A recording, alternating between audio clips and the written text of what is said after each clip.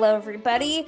I am so excited to be here for this GALECA discussion with living legend Cathy Moriarty. I'm Kristen Lopez. I am a film critic, author, jack of all trades, and we are getting to have this amazing conversation with Cathy, who is going to be on trotting the boards in the play I'll Eat You Last, to chat with Sue Mengers.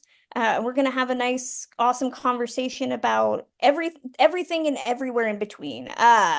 So I'm just going to jump right into it.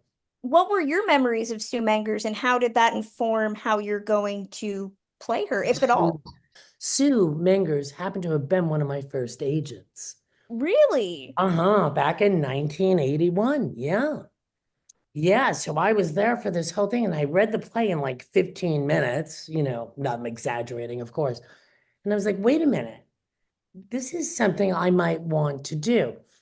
Like Sue to me was, and not because she was female either, because she didn't use that, but she just was one of the biggest agents in all of the world. And then I ended up going from Sue to Tony, who, if you ever look at Sue's book, Can I Go Now? And you'll see Bodie Boatwright, who I love and adore, and Tony Howard, who then became my agent because, I wasn't, I was nominated for an Oscar and everything, but then I got in a terrible car accident, broke my back, and couldn't work for a few years. So you kind of get passed down the line then. But then I was with Tony for years, but stayed with ICM. I actually was privy to go to one of her little Twinkly's dinner parties that she was so famous for. And I can remember every detail. So while reading I'll Eat You Last, a chat with Sue Mengers, I can remember what I wore. I can remember who was there. I got to go to 3 of her parties. So I was with her at least 3 years. And I loved Sue. And Sue was Sue and didn't sugarcoat, never told the whole truth, but didn't lie really. And it was part of her, it's what the play is about, the 5 golden rules, Sue's rules. And that's what happened to Sue, is she forgot her own rules. And a lot of this play is based on the time with Barbra Streisand. Um, and they were tied at the hip. So a lot of it has to do with that of Sue lost control, kind of. I mean, nobody messed with Sue, but nobody messed with Barbara. And so that's kind of a lot what this play was about. Sue represented the he, hers, the people, and slowly started like losing them because she forgot her 5 golden rules, Sue's 5 golden rules, and they were very specific. But they were, there's a big difference between yes and no. Then there's that fine little middle that Sue was always in. So Sue was always right.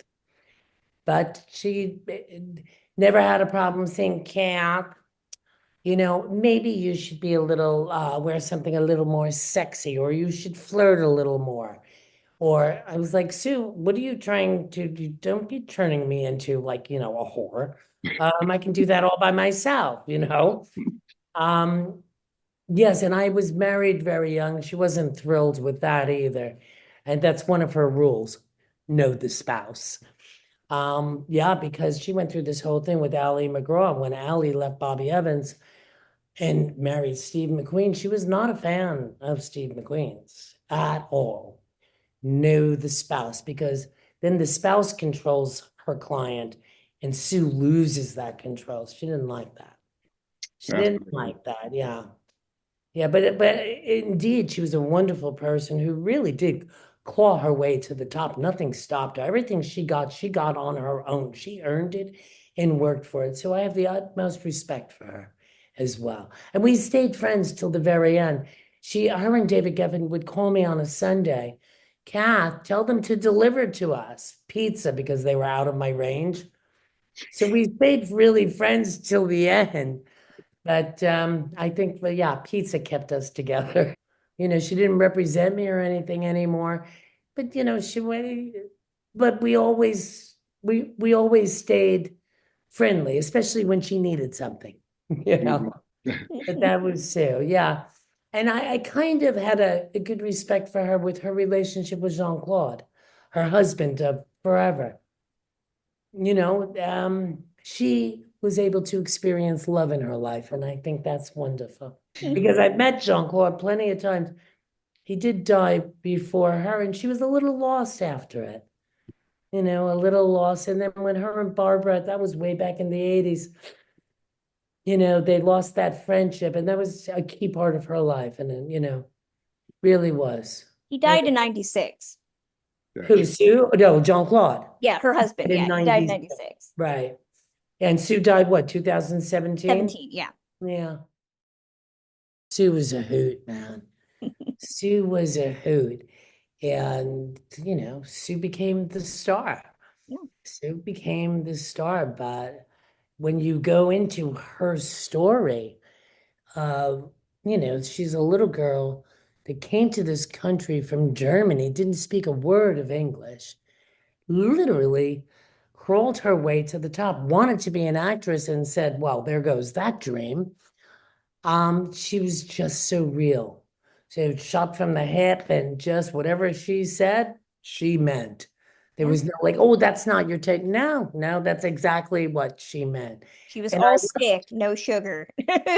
no, everything in Hollywood is sugarcoated. And she taught you all of those, wonderful things. And then, you get then, you're not the flavor of the month anymore. Moving on, Sue only handles stars. I think what I always love hearing about your story, Cathy, is, I mean, you got discovered at 18 years old. I don't even know a lot of 18-year-olds that have the wherewithal to understand the largesse. I mean, did you want to be a performer before? Oh, yes, absolutely. I mean, that's all I wanted to ever do is to act, and I enjoy writing. But yeah, so I applied for a grant to go to acting school back in well before your time, Kristen. And they said, why don't you be a nurse? I said, no, I don't want to be a nurse. I want to play a nurse, which I did twice. Did. And so it was you go to work and get money. And I come from a very large Irish Catholic family. And yeah, so Yale wasn't in my future. But so I started going on open casting calls and the cattle calls and all of that. And I was a hell of a waitress, thank God, still am. But yeah, so all I ever wanted to do, I mean, I remember my mother going to back to school night or whatever, and they're like, just let her be an actress, because it was, unheard of. I'm a little kid from the Bronx. I'm going to be an actress. Yeah, you and the rest of the world. But my teacher, Mrs. T and Mr. V, we'll just leave it at that. And they were wonderful, absolutely wonderful. They did all the theater in my high school. They were like, she's got a lot of people up there, got a very big imagination, and acting would be a good choice for her. So I went about it that way. And then when Raging Bull came about, I was hanging out at some nightclub, whatever, and I looked like Vicky LaMotta, and they were looking at Joe Pesci, but I had known Joe before, really not as an actor, as well, he was working at a restaurant then, and was kind of deciding on leaving acting and stuff. Anyway, I sent my picture in. That was September of 1978, and they kept calling me back, and I'd read, and do you have a headshot? I didn't even know what a headshot was. And I worked with them, oh my God, forever. And I just figured this is my free college, and they were very kind and informative. And of course, I had no fear at 17. If I had to go through this process, forget about even now, it would never happen. Then finally, February came, and they were like, we'd like to give you a screen test. I was like, yeah, okay. Like I knew what a screen test was. And I ended up getting the part. Yeah. And then I kind of thought you did a movie with like a little video camera or something. And well, that wasn't right, was it? So it was a really big learning experience for me. Technically, I had absolutely no training.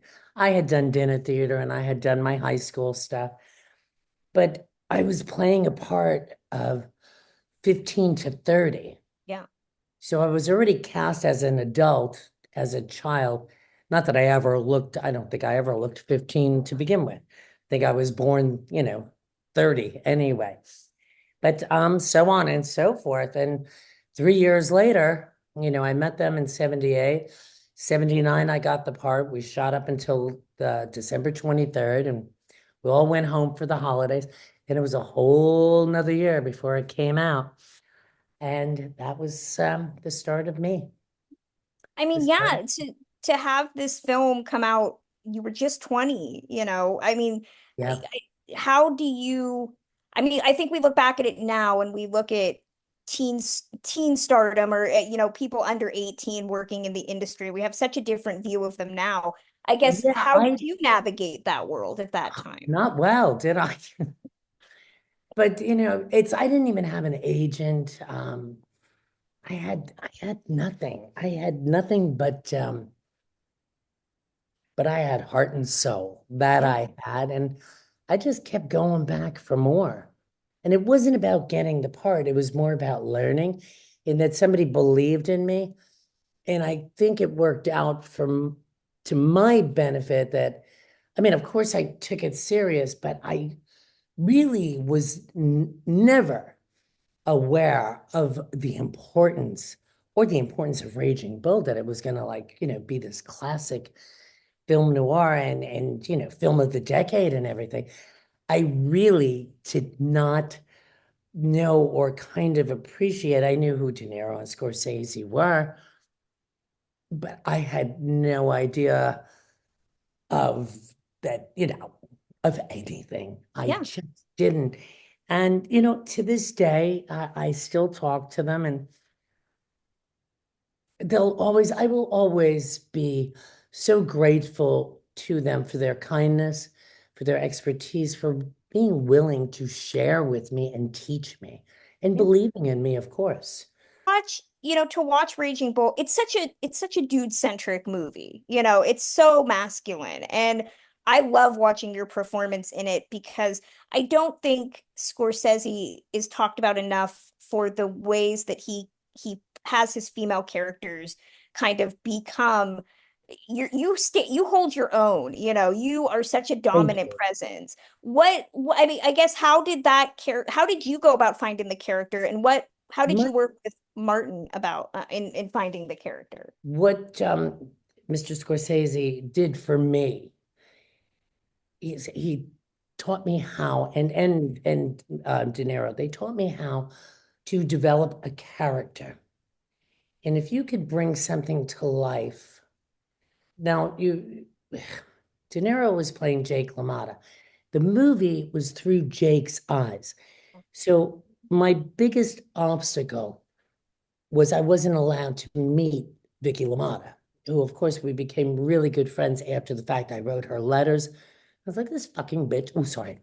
This bitch doesn't call me back, doesn't, send a little note, nothing. And she was writing me letters and they kept them from us. So now I finished the movie December 23rd.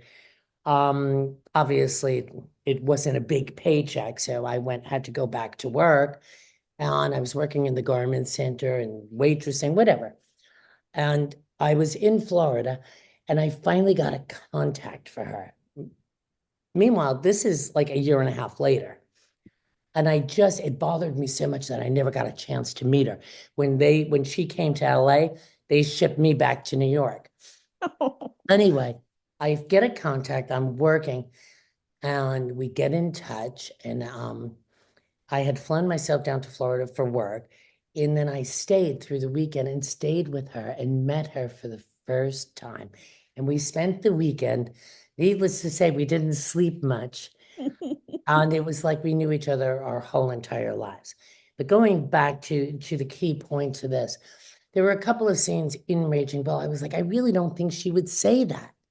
So my research was really, that's where De Niro really helped me. He'd go through all the scrapbooks. So I You get the look and the feel.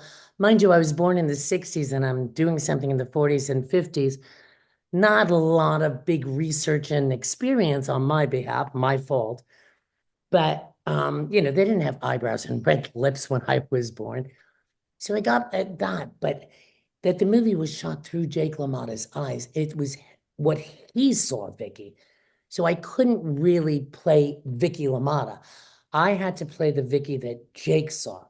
Well, of course you do this role. You get an Oscar nomination for it out the gate. And I maintain, I know the 81 Oscars very controversial. It was the Ordinary People year, Yeah, and I've never met Mary Steenburgen, and I'm sure she's very sweet, but you deserve the Oscar. Just saying, you're hot take. very sweet. Do you remember Oscar night? What I that experience was do. I like? do. And didn't go very well, did it? It Yeah, was the year that President Reagan was shot. So I had just finished doing my own hair and makeup, didn't know those rules either, that, perhaps they'll send a whole team. Here I yeah. am, doing my hair and makeup. And then they called the car's not coming. I was like, well, how am I going to get there? To like put the news on, the president's been shot. It was the year the Oscars were canceled. And then they did them the next night. And stupidly, all I could think is, well, I hope they're not going to serve tonight's food tomorrow. But that's, I was young and didn't, I mean, I got nominated for an Oscar. What do you do when you get nominated? You keep your little hiney at home and start doing the press. Nope. I was on a plane at 1 o'clock, left for Europe. I'm a bit of a runner, and I went to Europe with Vicky, and we spent 6 weeks together. 6 weeks that I really should have stayed home and done that I didn't know what to do. Yeah, so I did that instead. But yeah, then come back, and then I was like, you know what? I kind of like it here. I'm not going to come back for the Oscars. They're like, yeah, yeah, you are, Cathy. I was like, really wanted to go to Italy, but anyway, Yeah, and yeah. still have yet to get to Italy. That's my bucket list. But I came back and yeah, that whole Oscar thing, I guess maybe that was just whoever my high, that was God's way of telling me, you know what, you better start listening and paying attention. And now is when the work begins, Yeah. And so and it did, and it did. But yeah, I do. I remember the Oscars. My shoes were too big. My dress really wasn't up to par. My hair and makeup, I actually did do a good job, but I didn't have a clue. Not a clue.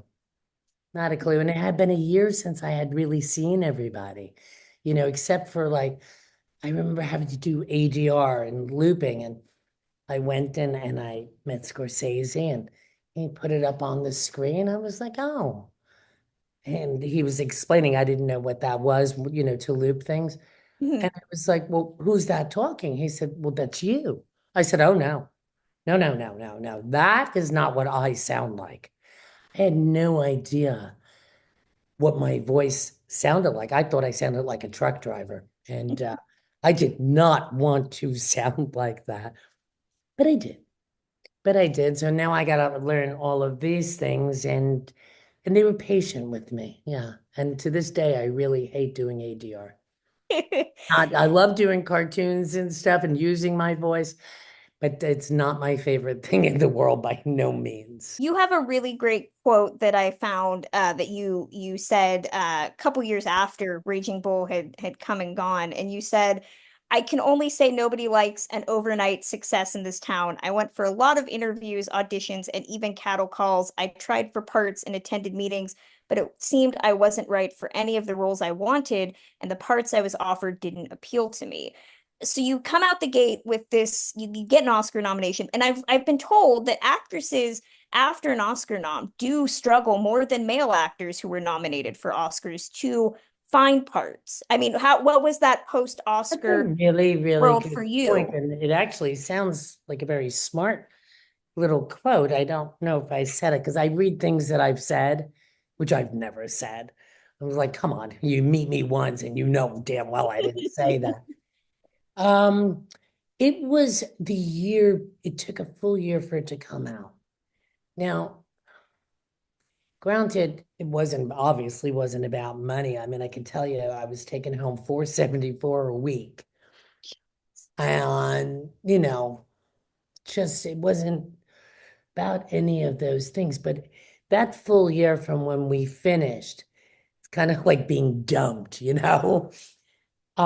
I didn't have an agent, but it's the same within the Vicky thing. There were a lot of agents trying to reach out to me. And I don't know if it was protecting or to their benefit or mine, but they never relayed any of these messages. Now the movie's coming out. Now they're going to let me have an agent. So really for that whole year after, I didn't even go on auditions or anything. Now I'm starting to go on. People even haven't seen me. It's not like I had a reel and, you know, I did not do my homework correctly and I didn't follow it up because I had to go to work. So, I was taking classes at night, doing what I could. Then after the movie came out, yes, then I did get an agent, and then I realized that they don't know anything about me. Not that they need to know, but they don't know my work as well or what I'm capable of. So I wanted to pick a vehicle that was so different than Raging Bull, because Raging Bull is a very dark Yeah. art piece. And Hollywood's very big on tunnel vision. Well, she can only do that. So then I chose to do Neighbors after Raging Bull, but it was a year and a half because I wanted to show that I could do comedy, which to me actually is harder than drama. Yeah. It really is. And that's why Soap Dish was so important to me. Because I really wasn't even supposed to do Soap Dish. I was still in bed having my own little pity party. Ooh, I didn't get the part. And I had auditioned and auditioned, and I was doing really well. And they offered it to somebody else. So, as in bed, crying, having a pity party, probably chowing down on a big bowl of something I shouldn't have been having, my agent called, Kath, get in the car. They're sending a car 40 minutes. Get on the plane. It's like, I can't do that. They're like, oh, yeah, you can. And somebody had pulled out of it by the grace of God, and I got on that plane. Now I was like, what about clothes? They're like, oh, if you get the part, you'll get another ticket and they can bring your clothes, whatever. And so I remember getting off the plane and going right to like I guess like another kind of a screen test, and I was up against somebody else again. So they had put my call sheet under the door with somebody else's name on it. So now again, I didn't get the part, but it was a mistake. And I ended up working that night, getting the part. So just, I don't know, my life has always been time to get off the roller coaster. No, but I know we're talking about this for GALECA, which Yeah. is LGBTQ focused, and you Mhm. have two movies that I think have entered the canon, whether it's Soap Dish and But I'm a Cheerleader. Um, does it surprise you that those films have the LGBTQ following that they have? I mean, did you know, expect that at the time? No, but then again, I didn't expect Raging Bull to even like, be released in a theater. So please don't ever listen to me whatsoever. No, but I am delighted. Soap Dish. Oh God. That's like a bucket list movie that The I worked ensemble with is, to work oh with my gosh. Sally Field. Just she's oh God, she's just so amazing. Kevin Kline, Whoopi Goldberg, Carrie Fisher, Yeah. Athena Jimmy, Terry Hatcher. I'm Robert Downey Robert Jr. Yeah. Downey Jr., who I've worked with numerous times. I mean, actually, he lived in my guest house for a while, way That's back. right. And he, oh my God, the talent. He just, that's just genius talent. I mean, beyond his acting, of course, his writing, his music, his painting, and his soul. And it just, Soap Dish was more fun than I deserved to have. And I am so proud of that movie and one of my favorites. And, Casper, of course, but I'm a cheerleader. But yeah, I didn't understand like that whole following. Yeah. I was so like proud and happy, and it was wonderful. That Soap Dish, 19, whatever, 90, whatever it was, put my life in perspective. And I needed it at that point. And It's become probably one of my favorite movies of all times. Just the experience, getting the part, just everything. It's wow. Yeah. Wow. And I mean, but I'm a cheerleader, Jamie Babbitt, another director that I think should have done way more with her career after that. But Absolutely. there's so many, my best friend who What is is it? The 25th or the third 25th anniversary it's for got Butter? yeah, 25, 25, yeah. But my best friend who is a gay man said that movie, made him feel seen. It's opened up a group, I think it made a lot of young people feel like they were understood. The movie to me has really great importance. When you go to explain it, yes, I played the camp counselor that if you think your child is gay, you send them to me and I turn them straight. Now that's a ridiculous statement to begin with.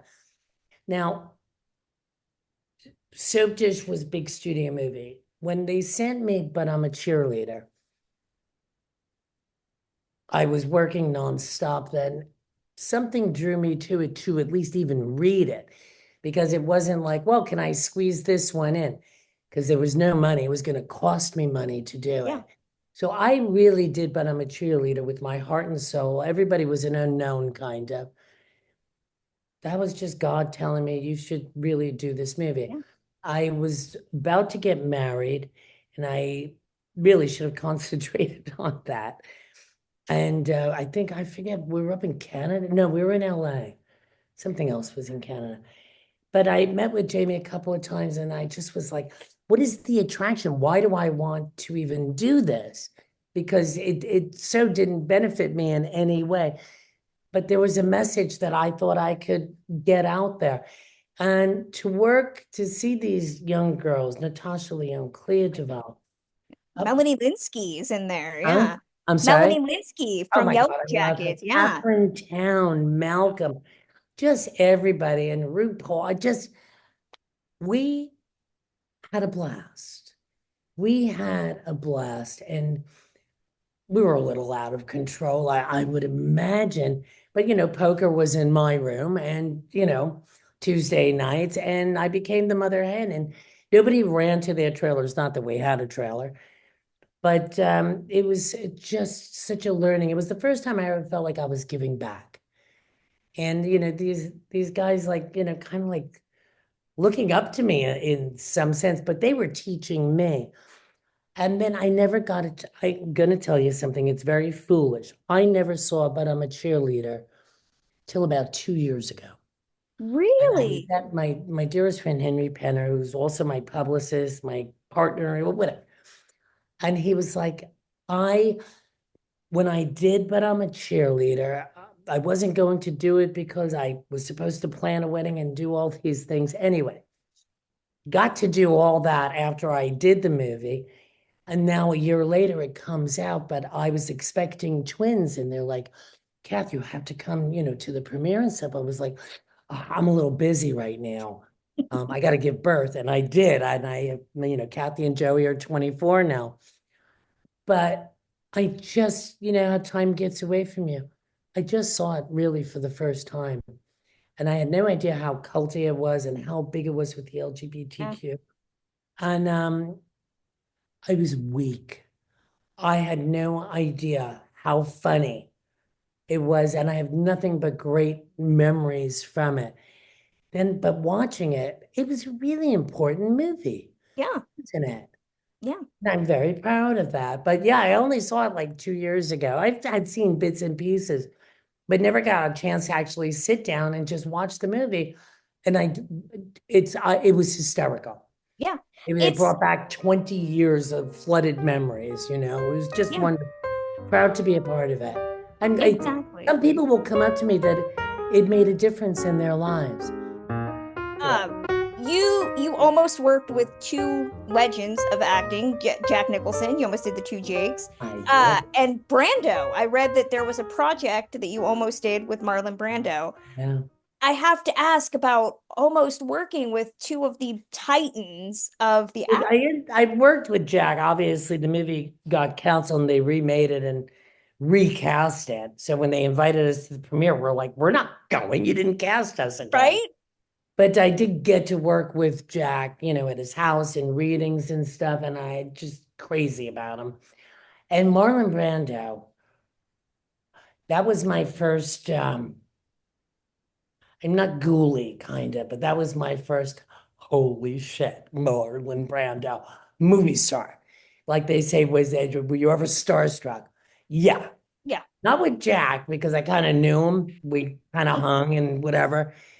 But with Marlon Brando, and he was so funny. He wanted to meet me. He goes, yeah, I want to meet that kid. I like that kid. And then I did a movie called White of the Eye at the Donald Cammell, this director. He directed it, and he was married to Gina Cammell, who's Marlon's goddaughter. So, but I had met him not for that then.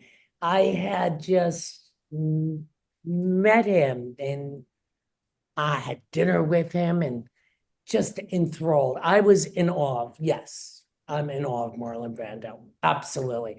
Marlon Brando and Jenna Rollins Uh, for oh me. my God. Oh my Of gosh. course, we got to put, Meryl Streep, but I can barely say her name. But Marlon Brando and Jenna Rollins, who I met the year of the Oscars, and just would love to do her life story one day because man. Hollywood needs to manifest that ASAP. We're gonna leave that up to you now, Kristen. Oh my gosh. Get Well, on I it. have to ask about Jenna Rollins. I mean, I think a lot of people see her as such an intense performer. Jenna Rollins was nominated for Gloria, and I was at an Oscar party. I couldn't even speak. I could not even speak because of all the people in the world. That woman under the women under the influence, opening night, her work, her depth on not big movie star productions, just acting, her character development. I couldn't speak, could not speak. And then once I got to know Marlon Brando and he'd start asking me questions, he was always laughing at me. Then I was like, well, he has an interest in me for some reason, right? But that's who I study. I study actors like that. I mean, I'll go back to Jessica Lange. Judy Holliday is what started me. I think I was 9 and I saw Born Yesterday. Classic. No, this is a woman who just died way too young. She wasn't even supposed to do that movie. It was written for Jean Arthur. Yep. It was Valentine's night in I don't know what year in Oxford, Mississippi, some godforsaken William Faulkner land. And I was doing a movie with Penelope Ann Miller. It was a little Disney movie, but I was playing a hooker, but a Disney hooker. Very big difference, guys. Very big difference. And Garson Kanin, who wrote Born Yesterday, who used to be married to Ruth Gordon, she passed, now married to one of my favorite actresses in the world, Marion Seldes. And this is the second or third time I worked with Marion, and she was like, would you like to have dinner with us this evening? I was like, with who? She goes, Garson's in town collecting my bobby pins, And I just was like, holy shit. So we went to the one and only little restaurant that was there. And we had Valentine's dinner together, the three of us. And the fascination of his stories that he told me is amazing. But it was Born Yesterday. That was somebody I was in awe of, but never got to meet. But actually, it was the only autograph thing that I have ever purchased in my life that cost money that I actually didn't have. But I idolized Judy Holliday. And that's where a lot of my studying came in. Younger, we had this little black and white TV, and after a fist fight with one of my brothers, where I get to watch something. So it was Born Yesterday, Cover Girl, Rita Hayworth, Oh, and Rich Man, Poor Man oh, okay. miniseries. Just things like that. And I just was so just enthralled with I had to be an actress. I can do that. I can be so many people. And those are, but yeah, no, I got to meet, but now we're friendly, Jenna Rowland and John Cassavetes' son, Nick. And I guess I auditioned. And then he couldn't speak because I reminded him so much of his mom. So then things come full circle. So hopefully I will get to work with him on about his mom because Jenna just passed. Yeah. I want to open it up to audience cues. If anybody wants to throw out a question, I will stop yakking. Well, We hey, could yak all day, right? I'll jump Exactly. in there, but Kristen, thanks for your great questions, and Cathy, thank you for your really vivid, evocative answers. You're Thank you. painting a picture. Did you ever uh, think about or read about or contact even other actresses who were kind of plucked out of, quote, obscurity and landed a huge role as their very first role? I mean, that's almost like a book, Kristen. Not to Yes, give me more book ideas. everybody, Right. it's a really good question, John. Everybody goes back to like Raging Bull was presented to me on a silver platter. No, I worked my ass off, met with them almost every day, got robbed on the subway twice. Finally, I told them, hey, I'm not staying here till 10 o'clock at night unless you send me home in a cab. Um, but plucked from, yeah, I mean, but nobody wants to hear the version. And I don't blame them because it's boring, of going to work and, earning something, but somebody believing in you. But like Marissa Tomei, and I guess they have the saying, if you win the Oscar, it's really bad luck or something. But, they don't know that we worked in a theater. We did all of this stuff on our way up before you get that one thing. Now, all of a sudden, but even like Natasha Lyonne, working with her on But I'm a Cheerleader, my little inquisitive little girl that's just busting with such talent. So proud of her. Look at her today. Man, you know, just so proud of her. I recently got to see Christina Ricci, who I worked with as a teenager, who used to stay at my house on weekends. She used to come down to the restaurants on the weekend, Mulberry Street, when I used to own them. But just seeing all it now, she was a child actor. Now that transition into adulthood. I just recently got to work with Mina Suvari as an adult. She was playing my daughter-in-law. Just magical. The talent, these people, but everybody remembers her from American Beauty. 20 something years later, now she's playing my daughter-in-law and a mom and somebody with mental illness. And to watch and be on this side, damn, there's a lot of talent out there. Right. Well, And I guess you're saying there is no Cinderella story. I mean, every blue moon, maybe there's somebody like walking down the street and like a French director says, "You must be in my picture," but that's really fantasy. yeah, I hate to burst the bubble, but pretty much. I think a lot of that does happen in maybe the modeling world.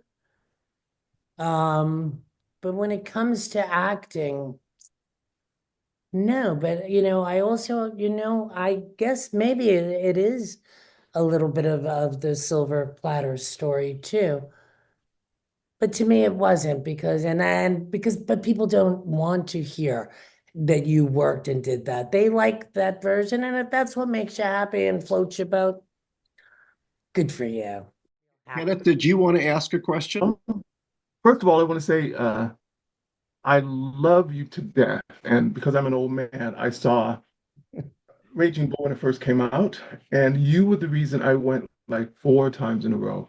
Oh, I wow. just thought your performance was Oh, amazing. thank you. But what I want to ask that is that because since you're such a natural actress, did you feel then that in as your career went on that you shouldn't get any training, or did you seek it out? Oh, I did. I did. And that's when I turned into the 21-year-old idiot. I got to study with Lee Strasberg. I got to study with Sandra Seacat. And this was Mr. De Niro. He was like, Cathy, collect unemployment for as long as you can and take acting lessons. Now, I had thought, who the hell I was. When people would say, would you like to come and study with me? And I was like, I already know how to act. I'm enraging, not the best attitude. And then I went back and calmed down and said, geez, I'm doing what I really love to do, and was fortunate enough, um, even with my very poor attitude at that point, and finally woke up and realized and started studying. And what an opportunity, a brilliant opportunity for that. Um, that was just amazing. I mean, Sandra Seacat, she's gone now, Lise Strasberger's gone, just taking classes. Then I moved to California and I started working at the Cannon Theater. It's no longer there. And I got involved with all of this amazing, amazing talent that we would go down and do readings, or somebody wanting to raise money. But I'm talking like Christian Slater, Joe Montana, all these wonderful, and it wasn't about money, it was about creating and everybody's respect for artistry. And we would go down and do play readings, and sometimes it was actually with Robert Downey Jr. and his dad when we did You Go Pool. We did so many readings at little stages or restaurants that would donate their time. And they finally raised the money for the movie. Now you have Sean Penn, Malcolm McDowell, Richard Lewis, Alyssa Milano, Robert Downey Jr., just all these amazing people that believed in a project, and we're just going there and just reading it and finding the character. But the studying, thank you for asking. What a wonderful question. Yeah, I finally gave myself my own kick in the ass and woke up and said, wow, you have this golden opportunity. That was the silver platter. I didn't realize that you can't get into these classes, and they're asking me would I like to come. And boy, and I made a point of working with so many different people, because everybody was telling me about, method or Meisner, and I never really found what I think I'm more method, but to learn both.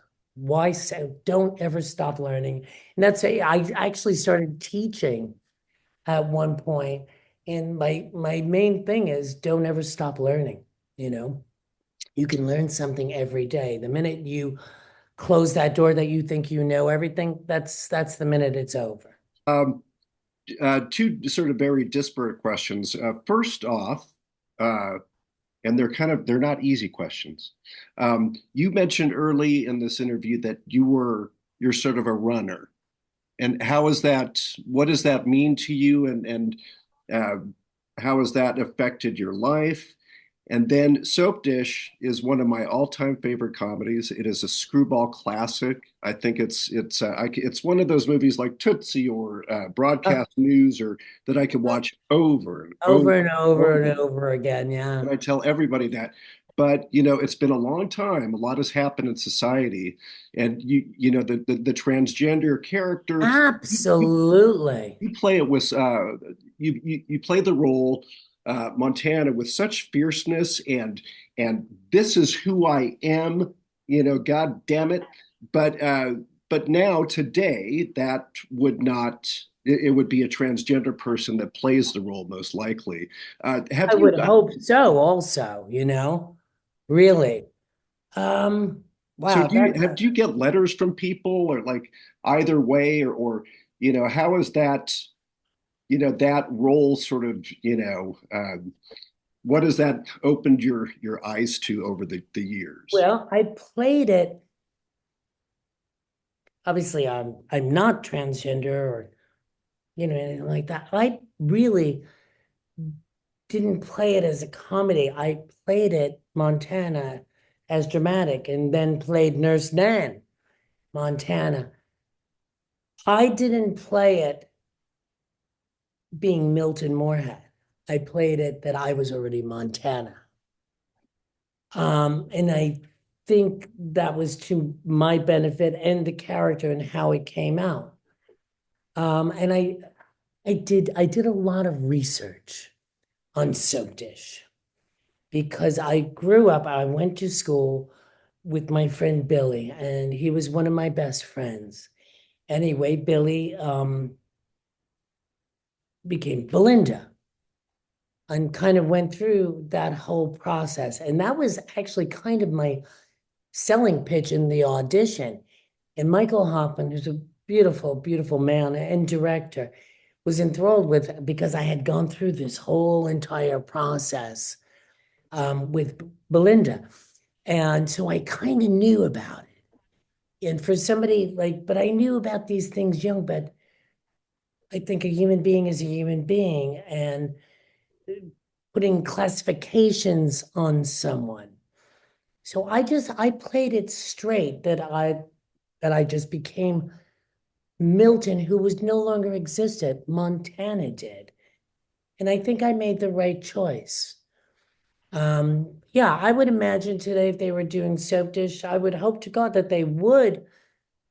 But the fact that they didn't, they could have back then, but the world is a complete different place. Thank God, finally, you know?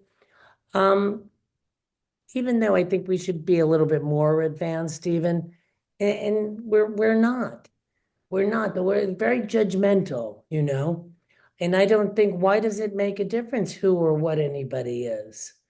There's a human being first before whatever it is, you know, whoever you want to be, good for you. Do the best you can on every given day. You can sleep that night.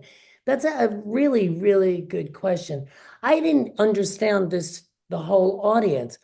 I was just so happy that people liked me. And but complimented me in a way I didn't realize how important it was, how I performed it, that I could have disappointed a lot of people. And I didn't. I've never heard, nobody has ever gotten angry at me over my portrayal of in Soap Dish. Everybody was always very complimentary, and I appreciated that. I really did. I do want to have interject this that I think I saw you in Neighbors, Mm. and I was just amazed at hearing you explain why you possibly took the part. The change from what you did in Raging Bull, and that was amazing to me at the time, and I loved it. I don't think the movie did well, but I thought you were just fantastic. Really? Thank you. That way, I made that choice. I made that choice. It's the first time I really ever had a choice because I had other, now I'm finally like getting offers, but I really was hell bent. And I knew John and Dan, and they were just so kind, but they were teaching me comedy. But you have to remember when I signed on to do this, it was before they decided to change roles. So John was supposed to play the crazy neighbor, and Dan was playing the straight guy, and then that went out the window. And John Avildsen had just won the Oscar for Rocky, and that was a whole nother thing. And I'm the last person to work with John Belushi. Um, I did not do my best in that film, and I regret that. I mean, I went to work and I did what I was supposed to do, but it wasn't the right choice. But I'm glad I did it because, I mean, what I learned can never be taught to me because John is now gone, you know? And Dan's, the two of them, two separate entities in life of Dan's vision and John's, and how their marriage together as actors was just perfection.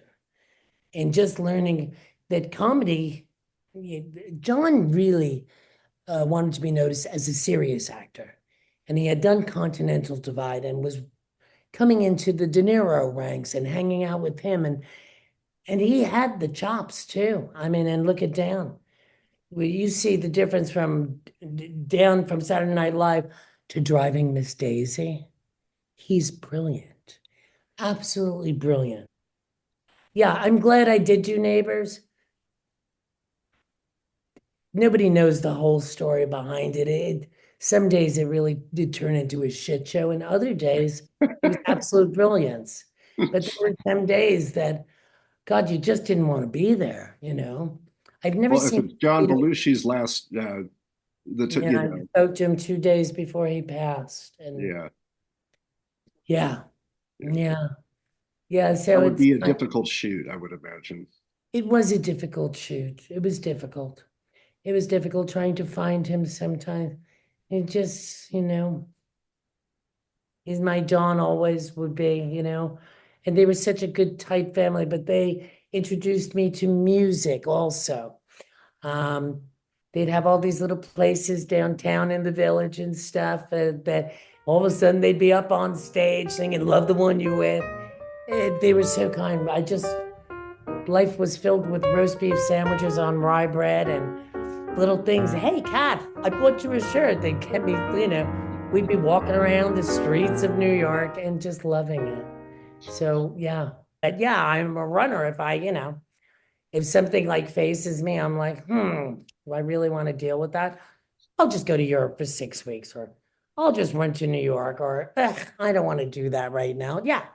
Yeah, I'm a runner. What did you do when that happened? I left, but I don't leave anymore. Now I actually face the music on certain things. I'm an adult now.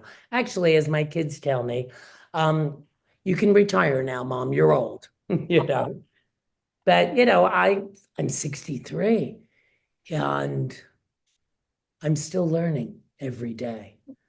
And learning every day and learning not to run, number one. But it's a big world out there, and it's worth taking a look at. It's really worth taking a look and understanding the melting pot of society. It used to always be, there would be no America without all these people coming to this country. So very true, but there were so many different walks of life. I mean, back in the day, if you were gay, I mean, we had our neighborhood, the one gay guy in our neighborhood growing up as children, Willie Belletta. And we were fascinated with him, absolutely fascinated. So I was always open-minded, and my family too. I didn't grow up really seeing color or race, or wasn't raised like that, thank God. But yeah, there's the melting pot of America takes more than a nationality. And it's so nice to, especially here, like even in Palm Springs, everybody is treated as an individual. It's not, oh, I'm gay, or oh, I'm Latin, or oh, everybody is treated as an individual. And I love that. I love that. I lived in West Hollywood for years and years because I loved it. That's why. I like people. Should we ask like what's next after this What for is Cathy? next? After I'll Eat You Last. Or Dream Roll, anything like that? No, I have Beyond the Rush coming out, just waiting for distribution, that I actually also co-produced. It's a very dark, kind of wonderful movie about mental illness, substance abuse, addiction, sexual abuse, and a great cast. Eric Roberts, who I work with too much, John Savage.